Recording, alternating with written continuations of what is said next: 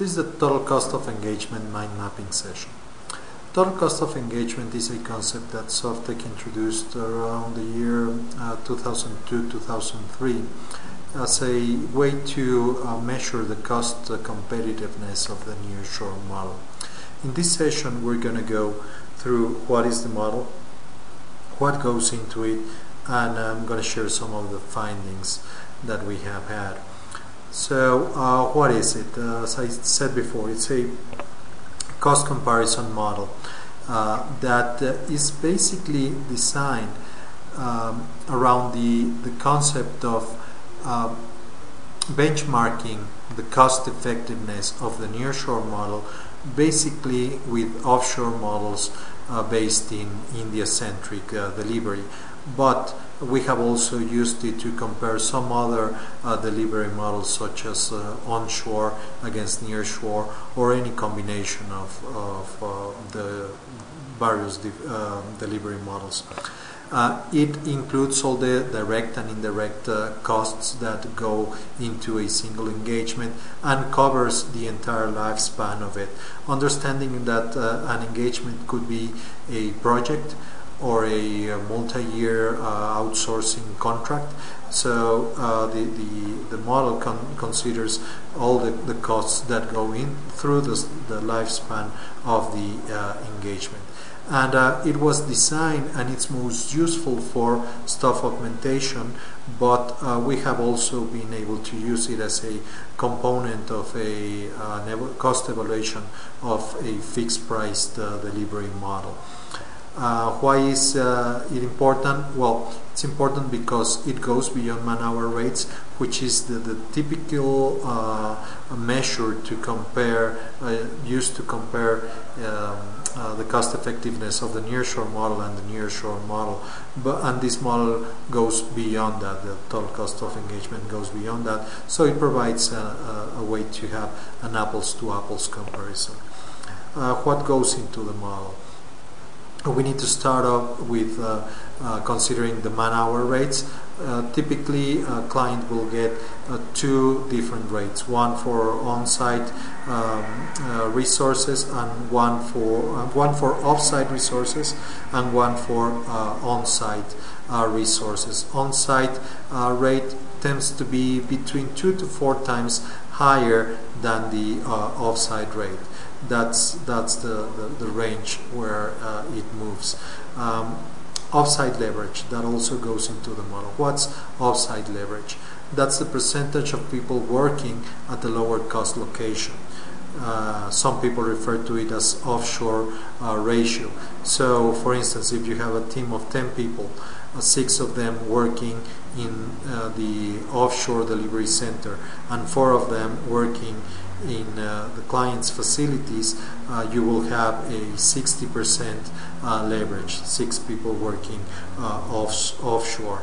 And nearshore leverage tends to be higher than offshores simply because of proximity and time zone. On-site indirect cost. This is also a very important concept that tends to be overlooked. It includes facilities use. This includes the use of the furniture, all the utilities, and all the office equipment, office supplies that the people at the on-site location will be using.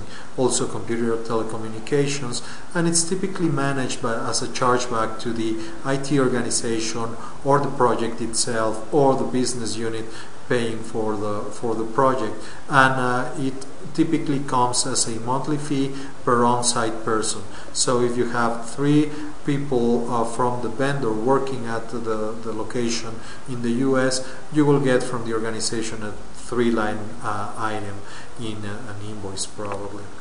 Other indirect costs that can be factored into the model, well, long distance, travel, data links, and customers' staff efforts. Sometimes people need to allocate odd hours to have meetings with their offshore team, coming either very early in the morning or leaving very late at night, so they can have the conference calls. And some organizations pay extra for those, and that needs to be considered.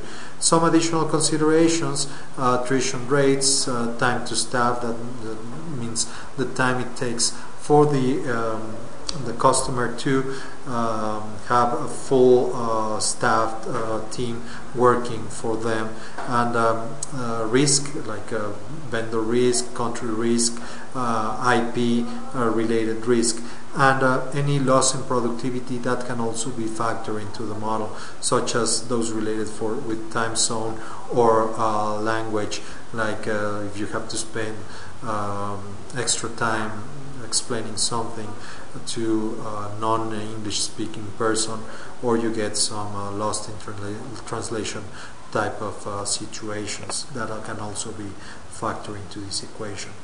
And probably the most important item is the net hourly rate. This is a concept that it's the result of combining several things, adding up the total cost of the offshore effort.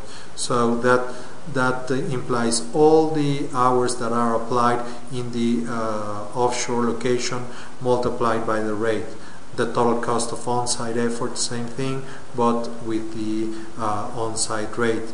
All the indirect costs that I just mentioned, and you add all these items up and you divide them by the total number of hours of the engagement. With that, you will get a net hourly rate. That is the effective cost of that the organization is paying for every hour applied to the project, applied to the engagement. Okay, it goes beyond the man-hour rates. It goes beyond what the vendor may be invoicing you. Okay, so that's a very important concept. So some findings. Well, several things.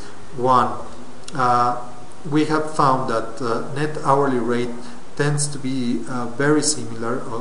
Again, net hourly rate, the concept that I just explained, tends to be very similar between the nearshore arrangements and offshore arrangements when certain conditions are met. The rate differential is within 25 to 30%.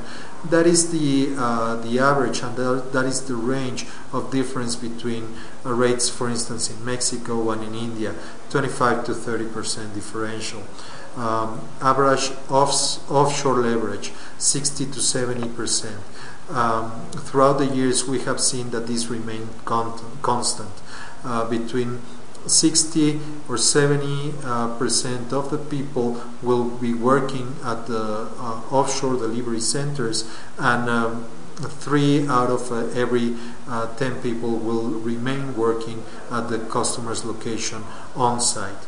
And nearshore leverage tends to be somewhere around 80%. So when these conditions are met, the net hourly rates tend to be very, very similar. Nearshore leverage is by far the most important factor in making nearshore an effective effective model from the cost perspective, because the more people that you have on site, the higher your direct costs, because you're paying higher rates, and higher indirect costs because you have more people working at the most expensive location. So man-hour rate is not by far the determining factor, and this model, total cost of engagement, will help you identify the net hourly rate that you are paying and the cost that the organization is incurring. So this has been the total cost of engagement mind mapping session.